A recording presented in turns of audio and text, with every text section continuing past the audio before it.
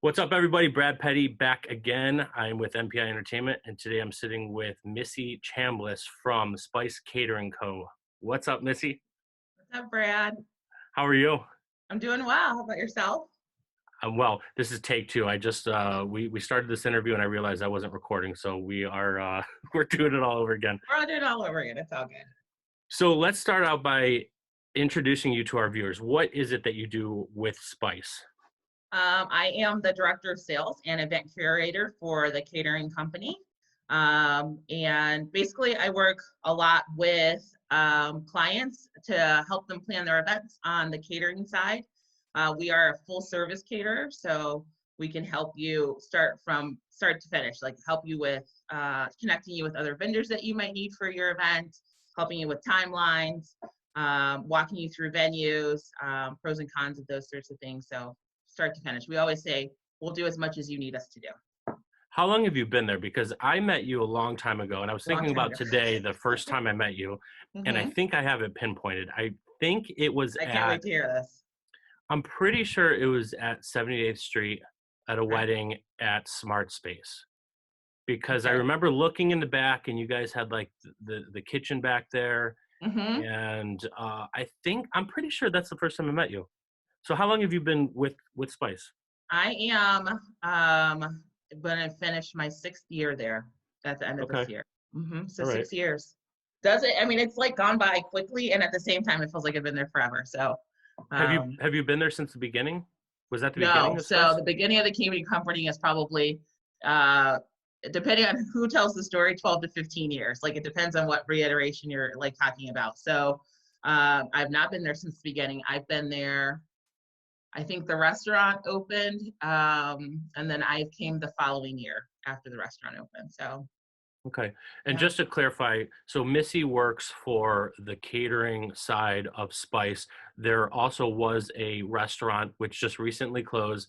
The future of the restaurant is to be determined. But the catering company is up and running and one of the most popular in town. So we have worked together on a lot of events ranging from weddings to corporate events, private parties. I see you everywhere. I mean, every time I go on a walkthrough with a client, with a event planner, wedding planner, whatnot, you're usually there. So you're usually part of like the dream. Like one of my clients calls it the dream team. And, I love it. I mean, like when you get your vendor list and you see names of certain people, you just get really excited. It's helpful to have we have in our mind, we work with a lot of vendors, but we definitely have a dream team. We won't say who but yes. Right. So what led up to working for Spice? How did you get in the biz? So I've been in event planning for probably almost 15 years now. Wow. And when I first moved back, so I'm originally from Cleveland. I'm what they call a boomerang. I was born and raised in Cleveland. I left for a significant amount of time, and then I came back home. And so when I moved back, most recently, I was living in Austin, Texas. I love that town, but it's like playground. It's I call it summer camp for adults. It's a good time, and there's a lot going on. But it was really far away from family. Like, so from Cleveland to Austin, that's probably a little over 1,100 miles. So I just started flipping through ads just to see what was available and what was there. And I really was just looking for something to do in the meantime. And I hadn't lived in Cleveland since I was 18. And I think when I moved back, it was in my mid-30s, early 30s. And so Cleveland looked a lot different than what it looks now. Like, oh, sure. It was a brand new place. And I had only been popping in and out for holidays. So I was scrolling through, and then I saw this position was open with Spice Catering Company. I was like, Spice, I've never heard of them. I don't know what they are. So I started to read a little bit about them on their website, and I noticed they were farm to table. And Austin has a really huge local food scene. And farmers markets and things like that. And so I was really into that. And so this was very appealing to me. So I really wanted to find out more about them. So that's how I originally even found out about Spice. I'd never heard of them before then. And I was like, okay, well, I'll just apply for this position and see what happens. Well, the position had already been filled by the time I applied for it. But Jess, who's my boss, brought me in anyway. She's like, I just read your resume and I really just wanted to meet you. She's like, I don't really have, I feel bad because we've already filled the position. And then she asked me if I wanted to work for the catering company part-time, like seasonal staff. We hire about 60 Right. people every summer. And I was like, yeah, absolutely, I would love to. So I started bartending. That's what I did for Spice when I first started. And that's how I originated. And then Jess was like, I mean, so my event planning background, obviously that's what I would want to do for them, but they just didn't have the position available. And then, so that was in, gosh, maybe March. And then I started my season with them. And then in December, we got an exclusive venue contract. And Jess brought me on to be the event coordinator for that. Sure. And that's how I got my start, essentially. You brought up a couple things I want to talk about. Sure. One, exclusive venue contract. So Spice is at a lot of different venues in town. Yes. So meaning if I'm getting married and I want to go to, let me think, like, why don't you tell us, like, what venues are you exclusive with? Oh my gosh. Well, so what you're talking about is like we're on preferred catering list for some Yeah, venues, and right. then we're on exclusive. So Sure. we're exclusive at our own venue, which is Spice Acres down in the valley. A new venue that's coming up this year called Gordon Green, which is in the Detroit Shoreway area. And then most recently another up and coming called the Lantern Room, which is at Church and State, which is being built in Hingetown. So those are exclusive venues right now. So that means if you're using those venues and we you are the need caterer. food, then Yep, it's they're us. talking We to are you. the sole caterer for for those venues. Got it. And then there's lots of venues all around town too. Even if you like go to our website, you'll see it's broken up by parts of town. So like if you need Northeastern Ohio, Mid Ohio, we travel. So we'll go anywhere really. But there's a list of ones where we're the preferred caterer. And then there's also new venues popping up all the time that don't even have preferred caterers. So you can just ask them if you're allowed to bring in your own caterer. And then if the answer is yes, then we'll be happy to cater there. So how would you break down the different types of business that you do? It's not just weddings, it's a mix, right?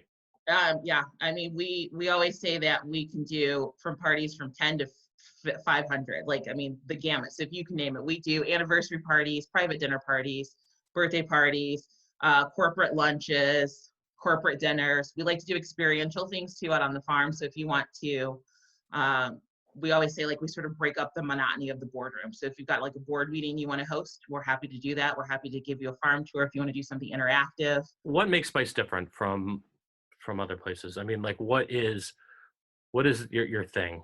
So our thing is really helping people discover a new way to connect with food. So we are what I would say is the traditional farm to table, as in like our food, we source all of our food within 150 miles of Cleveland, up to 80% of every menu, regardless if it's a wedding or a corporate event. So we partner with a lot of local farms, and supporting local agriculture is huge for us, and supporting businesses that also practice sustainability. That's, I think, one of the things that separates us. The other thing is all of our menus are seasonal. So we try to encourage people to eat with the seasons. The reason we do that, not only is to support local farms and things like that, but the food is at the highest quality that you'll ever see it when you're eating it, when it's like almost like flowers. Like flowers, certain flowers bloom in certain seasons. And when you get a flower in that season, it's the most perfect, like the most perfect tulip you'll ever have in spring. You get a tulip in the fall or the winter. I mean, it's a tulip and it's pretty, but it's not a spring tulip, if you get what I'm saying. So food is a lot like that too. So the flavors of food and the profiles of food are so much more impactful and beautiful when they're eaten in season. And we totally believe that. And so that's how we do it. So our menus are coursed out and by the four seasons. So, and they're so broken even for like a wedding, your Mhm. menu would be it could be dictated by the time of year. It is dictated by the time of year. So like proteins will remain the same. Like you can eat chicken all year round, right? Right. Things like that. But your side dishes, your starches, your past appetizers, your stationary appetizers are all going to have a nod to the season that you're getting married in, which I think also helps create a really special menu. Right. You know, so we're not like your average wedding caterer. You're not going to eat, even our chicken is not average chicken. Like it's going to be special and more creative, I think, too, even in our plating and presentation that you'll see at the typical wedding. Well, it's funny, back in the day, wedding food used to be kind of considered like bland and like you had your choice of chicken or like pasta or whatever. Uh, And now it's like, I mean, going to an amazing restaurant, especially, especially when Absolutely. somebody like Spice is the caterer. Can you offer some tips to, so we work with a lot of couples on their weddings. Mhm. So I imagine that they will be watching this. Can you offer some tips to couples planning their weddings? Like a lot of them, when they're not working with a planner or somebody like you or, or, Sure. or whatever, like they don't know where to even begin. Like, can you Hmm. give a couple tips that might help them? Sure. I would say number one, and I think this varies from planner to planner, but I think it's always important to know what your budget is, to know how much money you want to spend. Because at the end of the day, you could have, I always say, like champagne dreams, but you have a beer budget. So you could still do champagne dreams on a beer budget, but everyone needs to know that they're working with a beer budget. So I think if you have to be really realistic about how much money you have to spend and how much you want to spend, and then once you know what that number is, then I would always say pick your top three things, the most important things to you about your day. Is it the venue you're getting married at? Is it the caterer you want to cater your wedding? Is it your entertainment, like your DJ or your band? Like, or is it a photographer? Like, so you guys have to like decide that as a couple, like what's the most important to you. I would say do your top three, because those are where your top three spends. That's where you want to spend your money, and then everything else will kind of fall into place based off of that. So for me, budget is everything. Two is like, if like, so I do event planning for a living. I like get paid to spend my time thinking about this, not the average Yeah. person.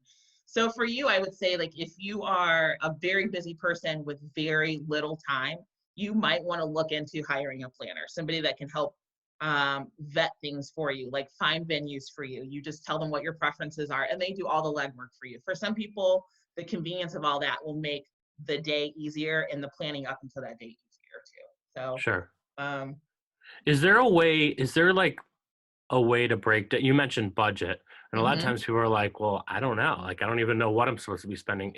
In terms of catering, is there some sort of equation that they could consider, or even like a range? Like, Sure. you're I not mean, going to and then spend I less will than say this. too, yeah, there's budget calculators all over the internet Okay. for this kind of Okay. stuff too. So if you want to download one of those, you can do a simple guide to budgeting, and it'll tell you like you spend 25% on this and 25% on that. I would say one of the things to research too is there are budget calculators for weddings, but those weddings are national weddings. So what you're spending in California on a wedding, you're not spending in Ohio for a wedding.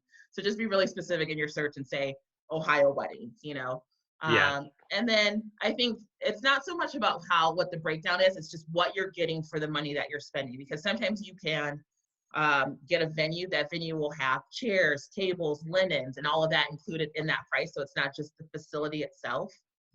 So I would say it's most like whatever you're getting the most bang for your buck for at this point is, I would say, good. Because I would say most venues, probably even in Northeastern Ohio specifically, are starting to offer tables and chairs as part of the venue rental fee, Right. which is nice. So then if you have a caterer like ourselves, like Spice, well, we handle all your outside rentals for you as well. So then that's one less thing we have to rent. So that's one less thing you'll see on your bottom line with your quote from us. What about alcohol? Do you handle that as well? So most venues will have their own license. And if they don't have their own, so that means that if the license is held by the venue, you have to purchase your alcohol from the venue. If you get a venue, say like a Dunham Tavern, you can bring in your own alcohol. So then that's up to you to kind of decide with your caterer if they can provide it for you, or if you could provide it by yourself. And I will always say, I'm the worst salesperson ever, because I will always tell you what your least expensive option is or route to take. So always, if you have the option to bring in your own alcohol, bring in your own alcohol. Like, do it.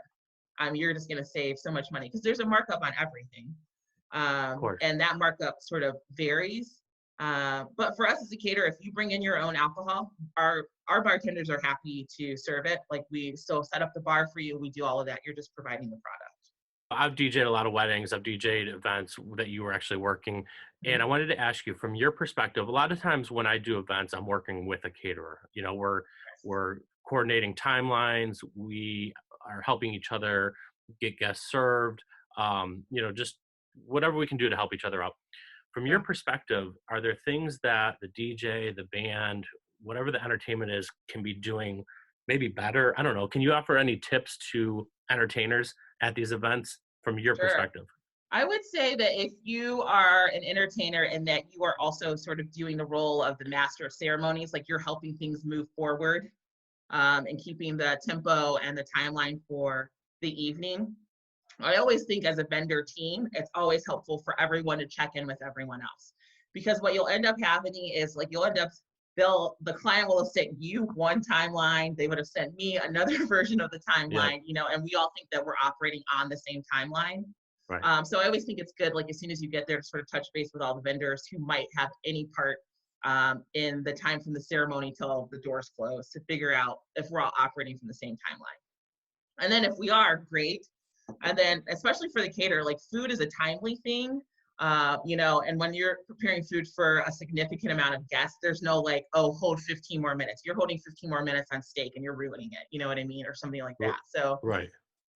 so I would say maybe take cues from the caterer, and then like if the caterer is asking you to like help them get butts and chairs, like get people seated and all that, like you're on a mic, so people are going to pay attention to you more so than our staff trying to corral them. So if you can be the voice for them, that would be great. Get people seated, and yeah, I just like help them keep flow. I think is always important.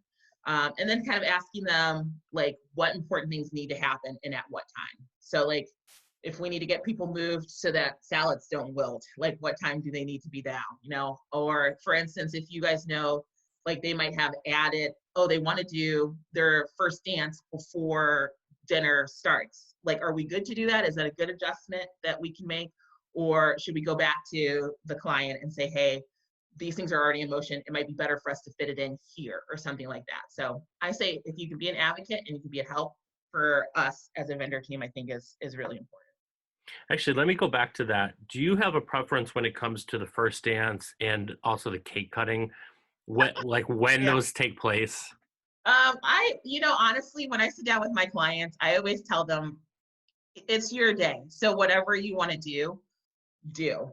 I think it's easier for flow for, I always say it depends on what you're trying to accomplish by doing those things, right? If you're cutting a cake because you're just trying to get this thing out of the way that somebody in your family wants you to do and you could care less, do it right before, like do it before you even sit down at the table. Like get introduced if you're getting introduced, go straight into it, cut your cake, do your first dance, and then sit down, you know? And that's like, if you have a preset salad, it's easy to do all those things because people haven't got to the hangry level because you're still eating them. Right. But if it's something that's important to you and you want a lot of people paying attention to it, I always say feed people first so that they're focused on what you're doing and then do that. So I really don't have a preference. I think first dances are a great way to open up the dance floor for the like party time, and I think Yep. it's a natural cue. So I always think it's helpful, but I think if it's something that you're doing just to like placate somebody else, you just want to get out of the way, I think before all the stuff gets done, do it. Yeah, that's a good point. Uh, Actually, speaking of dances, so I wanted to talk to you about music and Okay. your interests and tastes and whatnot. But before I do, Okay. what songs are you totally sick of hearing at weddings? I'm sure you've worked like a million Okay, weddings. I'm gonna be really honest. I'm an oddball. I love wedding music. It just is Okay. like, to me, it's just, I know what it is. I know what to expect. It's like part of the whole thing. So I don't ever really get sick of songs. There All are right. songs I hear that I love, and I'm like, oh, this is gonna be a good party. You know what I mean? Versus like, whatever. You hear all kinds. I mean, it's not my day, so it doesn't really matter to me. Have you Um, ever seen anything crazy? Any crazy stories like um, involving the dance floor? Any like interesting stories you can share? I did a wedding, yes. Okay, so my favorite kind of wedding is the kind where like the friend groups have traditions that you don't know anything about, Right. right? So this was one of those. We were doing a wedding at Ariel International, and all of a sudden, the song "Genuine Pony" comes on. Which for me, I hear that song and I'm like, uh-oh, I love that song. Like Yeah. something's about to happen. And then all of a sudden, like all of the groomsmen and then like friends from like in the guest pool come out, and they're all in a circle, and they all of a sudden just start like taking their clothes off. Like I was like, and I was just like, wait, what? what is happening? And it was like everyone knew what was happening. I feel like we were the only ones who did not know What? what was going on. Yeah, it's in their friend group, they do like a striptease to the song at everyone's wedding. Like they weren't like naked, but they Right, ended right, up right. taking like for everything from the waist up off. And then That's for the rest of the night, all of the guys were basically if just dancing in either their ties or their festive ties. So I was like, huh. that's really funny. So So yeah, speaking of music, so yes, you love wedding I music. love wedding You music. love Pony. What else Oh are you gosh, into? I don't want to In say I ter- love Pony like that, but yes. Um, but Tell us about your you musical know when you hear influences. that song, when you Yeah, hear no, that it's song, you know something's about to happen. oh People are yeah, about to for start to sure. get a little freaky. Yeah. Um, okay, so my number one ultimate favorite song to hear at a wedding is "I Want to Dance with Somebody" by Whitney Houston. And like I love it so much that my staff knows when that song comes on. They are all looking for me because I'm probably somewhere about to dance and sing to that song. So I love it. Just a little secret from a DJ's perspective. Uh-huh. That song is like what we consider a wedding tool. So let's Yes, say we're playing and the crowd's difficult. We know, like we keep that you in our play back this. pocket. We know we Uh-huh. can pull that out and like everyone's gonna go dance for it. And if they don't, Something's then wrong with like them. yeah, like it's like You're in there's a trouble. problem. Yeah, Yeah, you're in yeah, trouble. yeah, I'm like, I'm telling you, if you don't love that song, I don't trust you. Like, there's just, I won't trust you. yeah. It's Um, great. I love that.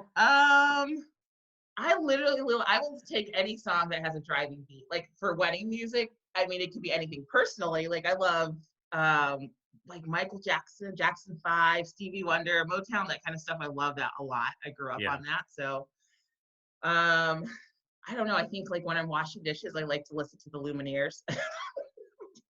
I don't know why. I just do. Nice. Um, I don't know. I have like, you know how Spotify does daily mixes for you? Yep. I like listening to that. I just love listening and finding new music and finding new people to fall in love with. Um, Hey, I let don't me know. ask you Like, this. At a uh-huh. wedding, what do you prefer, a DJ or a band? In your experience, what has been better? um, I love DJs, and I don't know if it's because that's what I'm used to, but when I see a live band, I get really excited because I just feel like it's rare that people do those these days. Like most people are like, oh, we'll just create our own like playlist. Right. I actually hate that. I'm just gonna throw that out there. I think like Wait. So you're saying people don't have any entertainer and just have a playlist? sometimes, yeah, I have done weddings where people have just like, we're gonna create our own playlist and we're just gonna play off of, yeah. Oh, hmm wow. And I think for a lot of people, it's like a budget saving thing. But us, again, Yeah. I very much am about cultivating an experience for your guest. Right. And I think that having an entertainer is the best way to go about that. Like for me, it would be one of my top 5 spends, hands down. Right. For sure. But live Obviously. bands are incredible. Like in big bands, I think if you can afford it, it's unlike anything else. So I love it. So you're seeing more DJs and bands though at your Yeah, I events? just think that budget wise for people, and I don't know if this is true or not. Maybe you could speak to that. I don't know if it's less expensive for people. I know that like the more people you have in a live band, the more money you might be paying for that versus Yeah. just a singular DJ.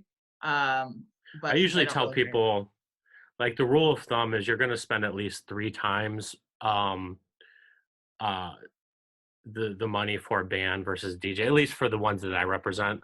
okay. Um, so and I totally think it's worth. I mean, I like both DJs and bands, but you know, if you want a band, then you just have to have the budget for it, and also the room. You know, especially for a Yeah, larger that's band. space for it too. Yeah, Absolutely. So that might right. dictate a lot of things for you as well. All right. So last question. Cleveland. You were born and raised in Cleveland. You went to Austin, and then you came back. Yes. Cleveland shout outs. What is it that you if hopefully you love Cleveland. What is it that you love Oh about my God, I Cleveland? love Cleveland. I'm going to tell you how much I love Cleveland. The whole time I lived in other places, I would just tell people how amazing Cleveland was. And then if anybody badmouthed them or it or us, I would have Right. words with them and clearly told them, well, you've never been there.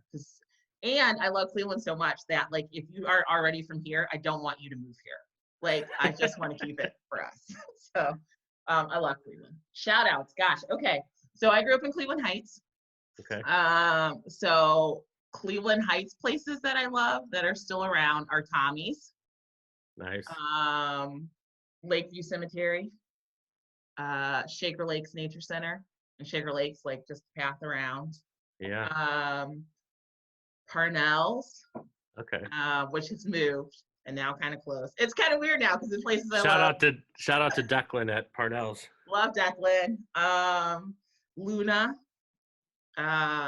Just like a lot of great places, like bookstores and stuff like that too. But if we're talking like industry places, West Side Market's still one of my favorite places in all of Cleveland. I just think it's amazing. I love Edison's Literary Bar. Have you ever been there? Yeah. Like, love that place. Lincoln Park Pub. I love the Fig. ABC Light. It's one of my favorite like new places in the last year. Toast is pretty great. For brunch, I love Lucky's. One thing I wish I'll just say this. Barbecue. What I love barbecue. I just don't really think there's that many great barbecue places in Cleveland, Ohio. But my favorite all-time Cleveland-esque thing to eat is a Polish boy. Yep. Like whenever I would come home from wherever I lived, in 5 states I lived before I moved back, that would be one thing that I would make sure that my dad would be like, do you want a Polish boy? And I would say yes. And he would time up getting me one for my arrival to my parents. Is that only in Cleveland? That is a Cleveland thing. Like I would tell our viewers what a Polish boy is. Oh, okay. Well, for me, a real Polish boy, and like it's the thing that everyone has, is on a hot dog bun, not a hoagie bun. It's Polish sausage that has French fries, coleslaw, and barbecue sauce on top of it. Yeah. And then if you got a Polish girl, that would have cool shoulder meat on top of it. So. I don't think I've ever had that. So, but B&M barbecue, absolutely, hands down, that's where we get ours from. So. Nice. So good. Yes. So I would say it's like a heart attack, but it's still worth it. Don't eat it every day, but definitely eat it on special days. When you see that truck, when you're driving down the street and you see that truck with the Polish boy sign on it, you got to stop and get one. Yeah. So good. You got to treat yourself. Any last anything else you want to say? I would just say, from the event planning side, if we're talking to clients or future clients, like just like have fun with it. And like, if it stops being fun, take a break, like, take a break from it, and then come back to it. But most importantly, I always tell, there are a lot of people who want to give you a lot of input about what's going on in your day. Ultimately, it's a day to celebrate you and your love between you and whoever your partner are. So do the things that make you happy, right? Right. And everyone else will just fall in line because they realize it's about you eventually, and there's some things like there's parents and other people who have like a financial or emotionally vested interest in it that you want to like be respectful of and honor and things like that. But ultimately it's your day, so do the things that will make you happy, and always, like I always say too, stay in budget, like sacrifice something easy, like a fancy napkin. No one's going to remember the napkin. While It's beautiful, like if you have to cut back on stuff, like basic silverware, chairs and all that kind of stuff are fine. They really are. I always tell people, I'm like, if you have a good room, good food, and good music and booze, you got a good party. That's right. Yeah. You got a good party. Seriously. But it's fun. How do people find you if they want to talk to you? Can people reach out to you if they want to talk to you about an event? Absolutely. So they can go to our website, which is Spice Caters, CATERS.com. My email is Missy, MISSY, at spicecaters.com. They feel free to email me. If they're interested in any of our venues, like Gordon Green, they can reach out to Gordon Green and they can get connected that way. Or any of our preferred vendors have ways of contacting us. But yeah, absolutely. Actually, one more thing. Me on Instagram. One more thing. So we're in the midst of the COVID-19, the coronavirus epidemic or pandemic, and a lot of couples are rescheduling, postponing, what have you. Is that something they could reach out to you and say, hey, like we had to change dates and we don't have a venue anymore? Is that something that you might be able to help them with? Absolutely. We try and do our best about that. Like I know it's an interesting time to be in, especially for planning events and just taking our lead from the mandates that are passed down. But I would say if you've lost your venue or you have to move your date or whatever, reach out. Like it never hurts to ask the question, right? And I would say, like, as far as tips for all of this is, I think the more flexible you can be, the better off you will be, you know? Right. If you have flexibility in dates, even better. Because, you know, at this point in time, people are moving and pushing, and we're having basically 2 sales cycles in 1 calendar year. So everyone that's in 2020 that's moving is moving to 2021, while 2021 is also selling. So, Right. yeah, It's you know, nuts. and I would say too, use this to your advantage. Like if you were on a Saturday and you're moving to a Friday, you might get a price break, and then you'll have some more money for, say, for instance, entertainment that you didn't have before, you know. So flexibility on date too is always a great thing. Moving to a Sunday, even better. That's what I'm trying to tell. Like, Yeah. I've always encouraged looking at those other days Hmm. because everyone wants a Saturday, but Fridays are awesome. Sundays are great.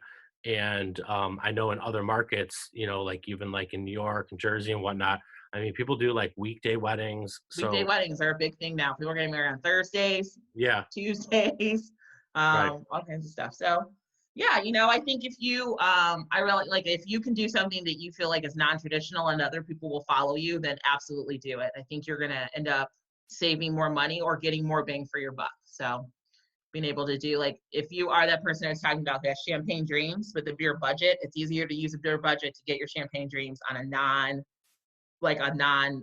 flexible day, like a Thursday or a Friday or a Sunday. Sundays are fantastic. I would Yeah. love to encourage more people to do brunch weddings. I just want to thank you for sitting Yeah. down with me via Zoom. Thanks for And having me. This was fun. I loved it. yeah, definitely. So take care and I will talk to you soon. You too. I look forward to seeing you at an event sometime in the very near future. Not good. Definitely. All right. Take care.